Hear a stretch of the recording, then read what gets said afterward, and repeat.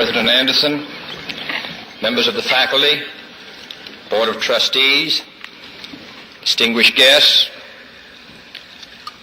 my old colleague, Senator Bob Byrd, who has earned his degree through many years of attending Knight Law School, while I am earning mine in the next 30 minutes, distinguished guests, ladies and gentlemen.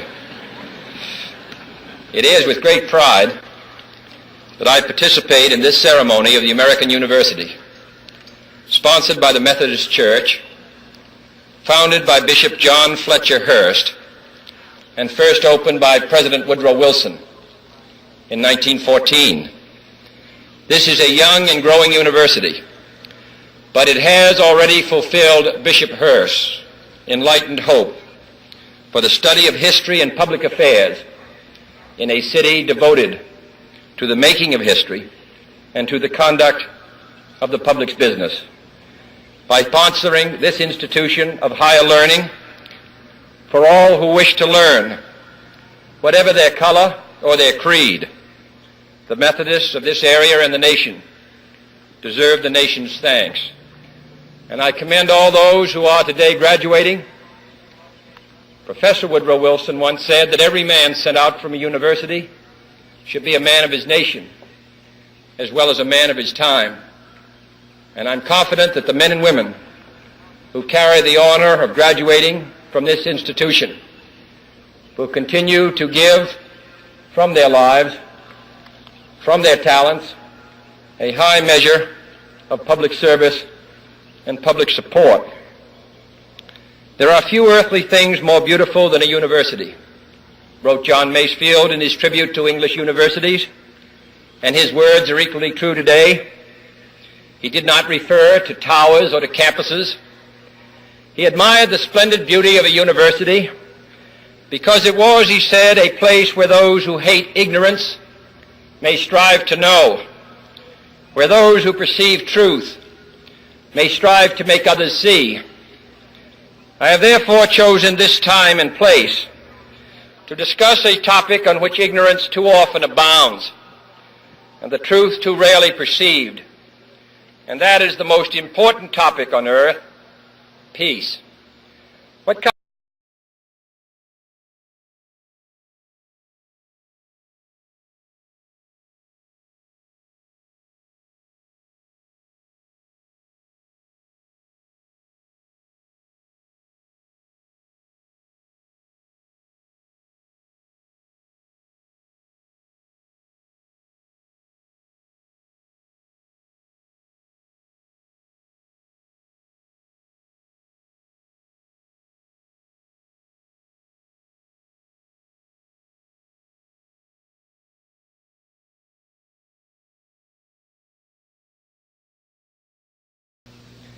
I speak of peace because of the new face of war.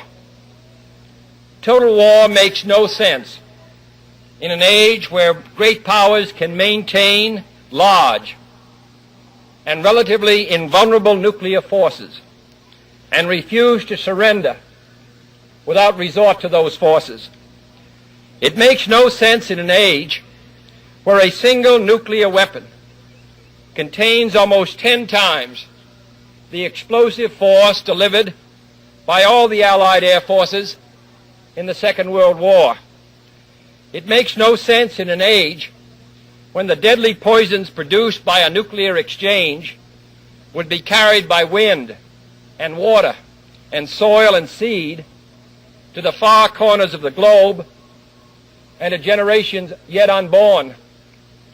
Today, the expenditure of billions of dollars every year on weapons acquired for the purpose of making sure we never need them is essential to the keeping of peace. But surely the acquisition of such idle stockpiles, which can only destroy and never create, is not the only, much less the most efficient, means of assuring peace. I speak of peace, therefore, as the necessary, rational end of rational men. I realize the pursuit of peace is not as dramatic as the pursuit of war, and frequently the words of the pursuers fall on deaf ears but we have no more urgent task. Some say that it is useless to speak of peace or world law or world disarmament, and that it will be useless until the leaders of the Soviet Union adopt a more enlightened attitude. I hope they do. I believe we can help them do it. But I also believe that we must re-examine our own attitudes as individuals and as a nation, for our attitude is as essential as theirs.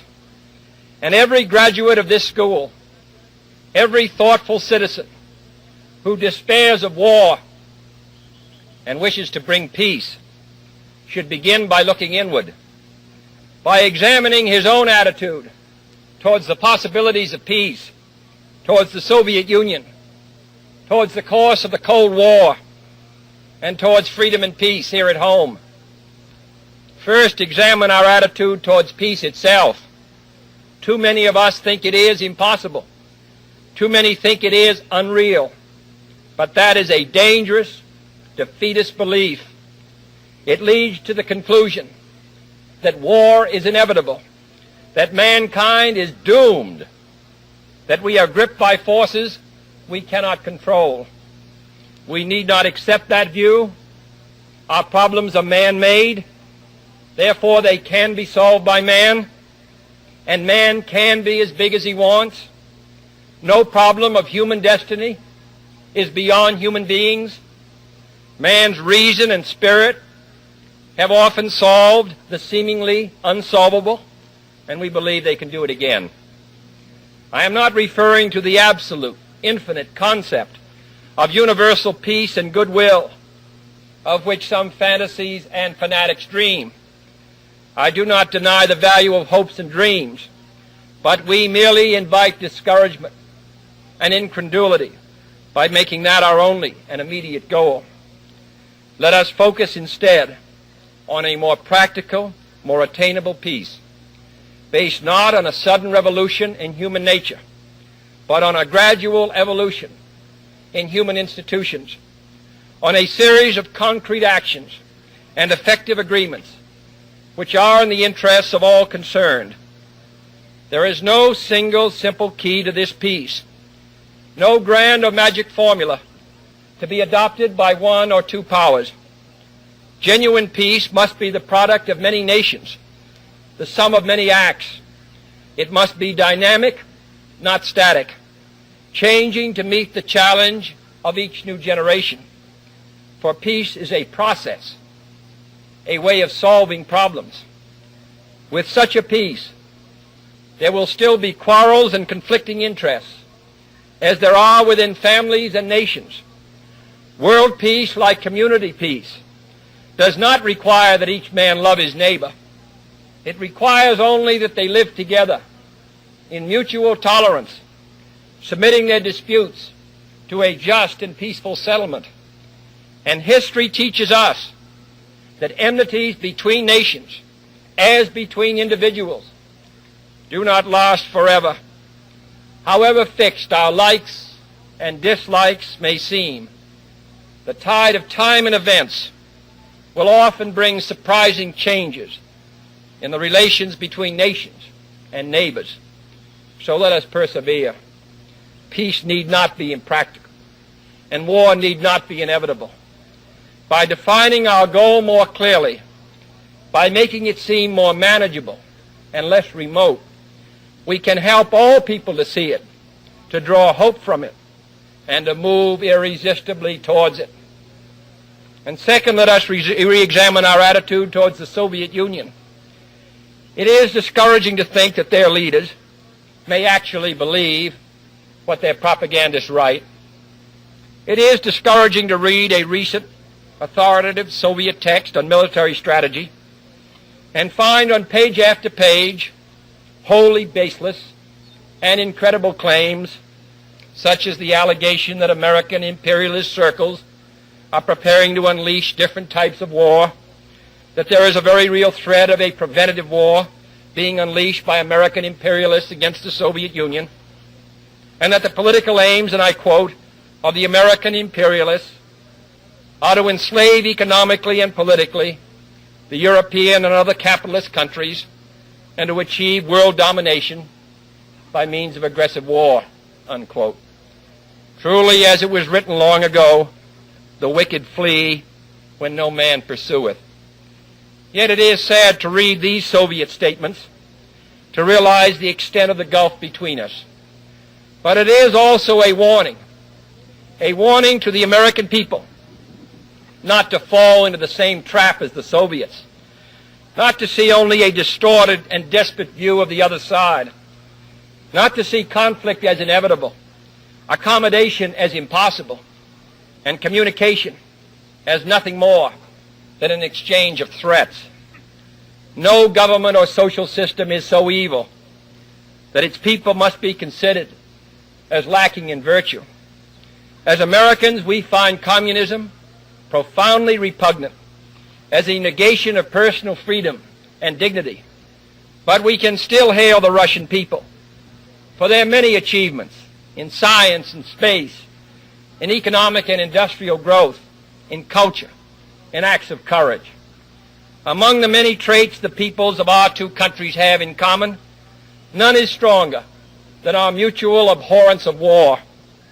Almost unique among the major world powers, we have never been at war with each other.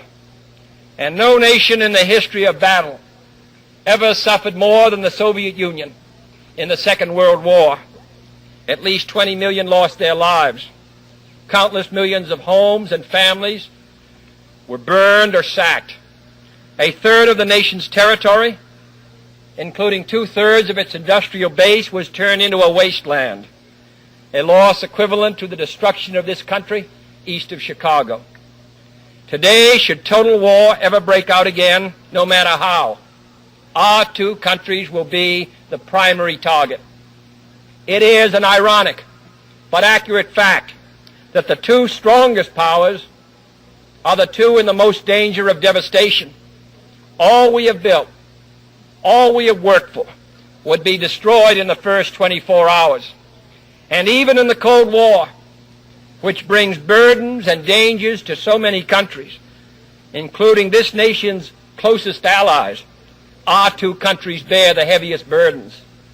For we are both devoting massive sums of money to weapons that could be better devoted to combat ignorance, poverty, and disease. We are both caught up in a vicious and dangerous cycle, with suspicion on one side breeding suspicion on the other, and new weapons begetting counterweapons. In short, both the United States and its allies, and the Soviet Union and its allies, have a mutually deep interest in a just and genuine peace and in holding the arms race. Agreements to this end are in the interests of the Soviet Union as well as ours, and even the most hostile nations can be relied upon to accept and keep those treaty obligations, and only those treaty obligations, which are in their own interest. So let us not be blind to our differences, but let us also direct attention to our common interests and the means by which those differences can be resolved. And if we cannot end now our differences, at least we can help make the world safe for diversity. For in the final analysis, our most basic common link is that we all inhabit this small planet. We all breathe the same air. We all cherish our children's futures, and we are all mortal. Third, let us re-examine our attitude towards the Cold War, remembering we're not engaged in a debate, seeking to pile up debating points. We are not here distributing blame or pointing the finger of judgment. We must deal with the world as it is, and not as it might have been had the history of the last 18 years been different. We must therefore persevere in the search for peace, in the hope that constructive changes within the communist bloc might bring within reach solutions which now seem beyond us. We must conduct our affairs in such a way that it becomes in the communist interest to agree on a genuine peace, and above all, while defending our own vital interests, nuclear powers must avert those confrontations which bring an adversary to a choice of either a humiliating retreat or a nuclear war. To adopt that kind of course in the nuclear age would be evidence only of the bankruptcy of our policy or of a collective death wish for the world. To secure these ends, America's weapons are non-provocative, carefully controlled, designed to deter, and capable of selective use. Our military forces are committed to peace and disciplined in self-restraint. Our diplomats are instructed to avoid unnecessary irritants and purely rhetorical hostility, for we can seek a relaxation of tensions without relaxing our guard. And for our part, we do not need to use threats to prove we are resolute. We do not need to jam foreign broadcasts out of fear our faith will be eroded.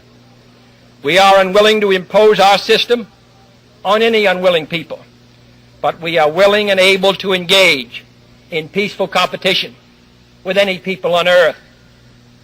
Meanwhile, we seek to strengthen the United Nations, to help solve its financial problems, to make it a more effective instrument for peace, to develop it into a genuine world security system, a system capable of resolving disputes on the basis of law, of ensuring the security of the large and the small, and of creating conditions under which arms can finally be abolished.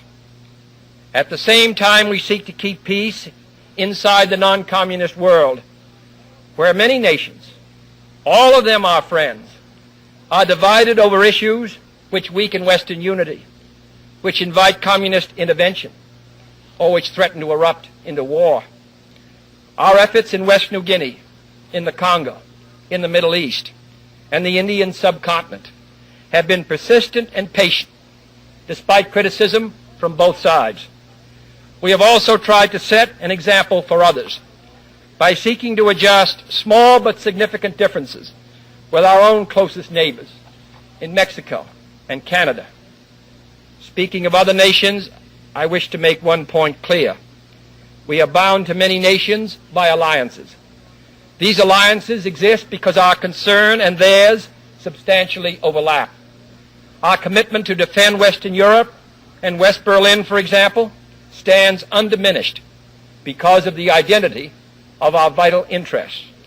The United States will make no deal with the Soviet Union at the expense of other nations and other peoples, not merely because they are our partners, but also because their interests and ours converge. Our interests converge, however, not only in defending the frontiers of freedom, but in pursuing the paths of peace.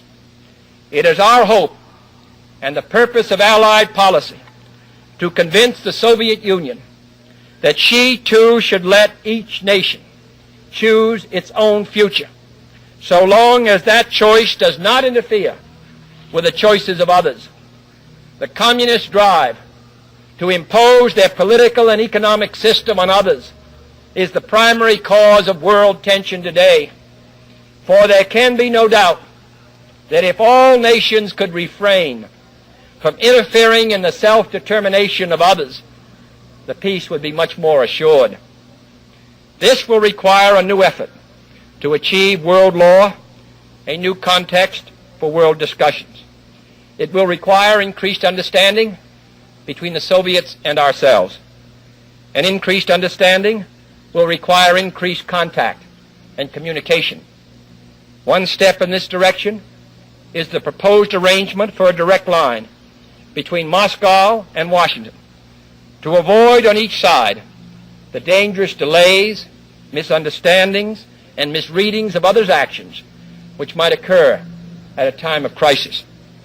We have also been talking in Geneva about our first step measures of arms controls, designed to limit the intensity of the arms race and reduce the risk of accidental war. Our primary long-range interest in Geneva, however, is general and complete disarmament, designed to take place by stages, permitting parallel political developments to build the new institutions of peace which would take the place of arms. The pursuit of disarmament has been an effort of this government since the 1920s. It has been urgently sought by the past 3 administrations. And however dim the prospects are today, we intend to continue this effort, to continue it in order that all countries, including our own, can better grasp what the problems and the possibilities of disarmament are. The only major area of these negotiations where the end is in sight, yet where a fresh start is badly needed, is in a treaty to outlaw nuclear tests. The conclusion of such a treaty, so near and yet so far, would check the spiraling arms race in one of its most dangerous areas. It would place the nuclear powers in a position to deal more effectively with one of the greatest hazards which man faces in 1963, the further spread of nuclear arms. It would increase our security. It would decrease the prospects of war. Surely this goal is sufficiently important to require our steady pursuit, yielding neither to the temptation to give up the whole effort, nor the temptation to give up our insistence on vital and responsible safeguards. I'm taking this opportunity, therefore, to announce 2 important decisions in this regard. First, Chairman Khrushchev, Prime Minister Macmillan, and I have agreed that high-level discussions will shortly begin in Moscow, looking towards early agreement on a comprehensive test ban treaty. Our hope must be tempered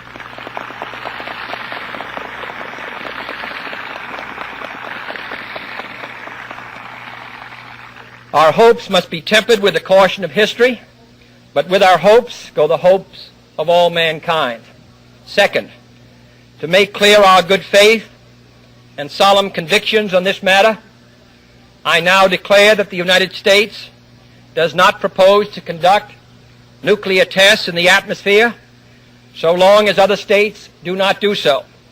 We will not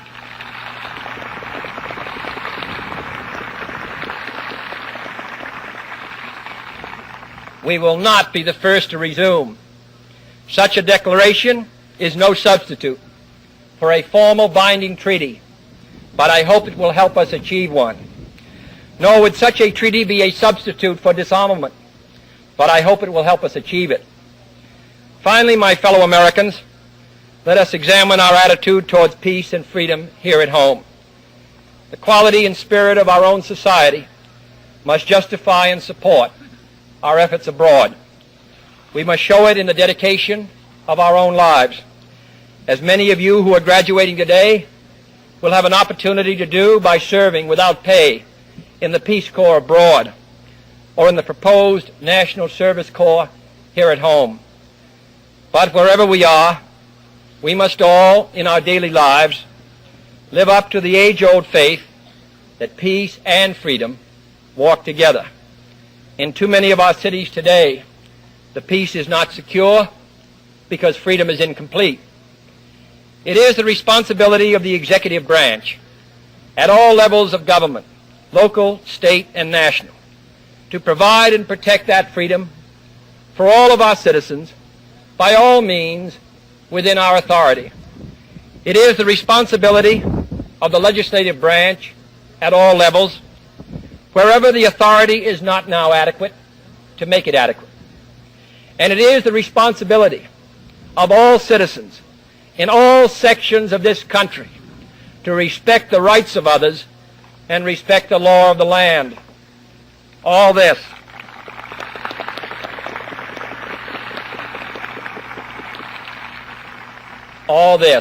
is not unrelated to world peace. When a man's way please the Lord, the Scriptures tell us, he maketh even his enemies to be at peace with him. And is not peace, in the last analysis, basically a matter of human rights? The right to live out our lives without fear of devastation, the right to breathe air as nature provided it, the right of future generations to a healthy existence. While we proceed to safeguard our national interests, let us also safeguard human interests. And the elimination of war and arms is clearly in the interest of both. No treaty, however much it may be to the advantage of all, however tightly it may be worded, can provide absolute security against the risks of deception and evasion. But it can, if it is sufficiently effective in its enforcement, and it is sufficiently in the interest of its signers, offer far more security and far fewer risks than an unabated, uncontrolled, unpredictable arms race. The United States, as the world knows, will never start a war. We do not want a war. We do not now expect a war. This generation of Americans has already had enough, more than enough, of war and hate and oppression.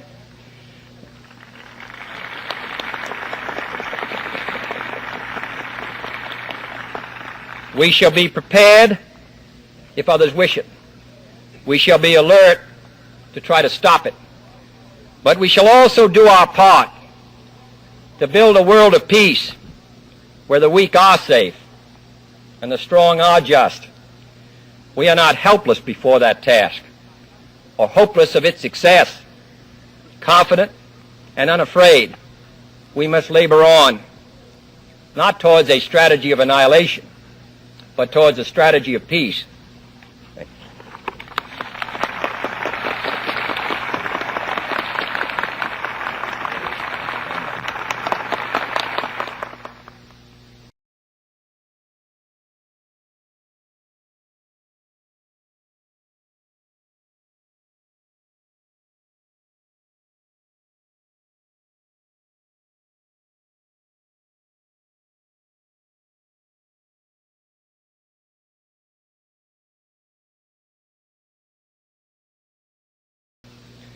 I speak of peace because of the new face of war. Total war makes no sense in an age where great powers can maintain large and relatively invulnerable nuclear forces and refuse to surrender without resort to those forces. It makes no sense in an age ignorance may strive to know, where those who perceive truth may strive to make others see. I have therefore chosen this time and place to discuss a topic on which ignorance too often abounds and the truth too rarely perceived, and that is the most important topic on earth, peace. What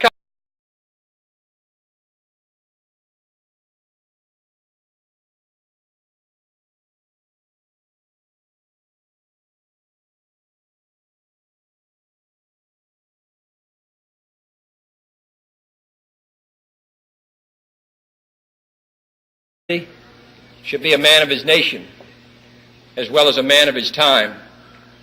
And I'm confident that the men and women who carry the honor of graduating from this institution will continue to give from their lives, from their talents, a high measure of public service and public support.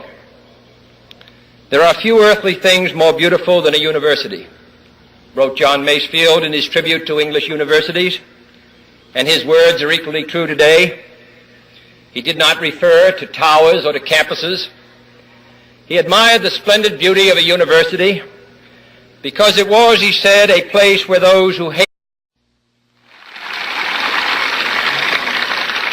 President Anderson, members of the faculty, Board of Trustees, distinguished guests,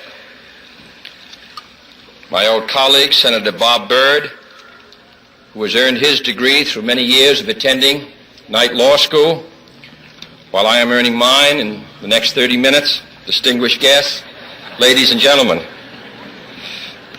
It is with great pride that I participate in this ceremony of the American University, sponsored by the Methodist Church, founded by Bishop John Fletcher Hurst, and first opened by President Woodrow Wilson in 1914. This is a young and growing university, but it has already fulfilled Bishop Hurst's enlightened hope for the study of history and public affairs in a city devoted to the making of history and to the conduct of the public's business. By sponsoring this institution of higher learning for all who wish to learn, whatever their color or their creed, the Methodists of this area and the nation deserve the nation's thanks. And I commend all those who are today graduating. Professor Woodrow Wilson once said that every man sent out from a university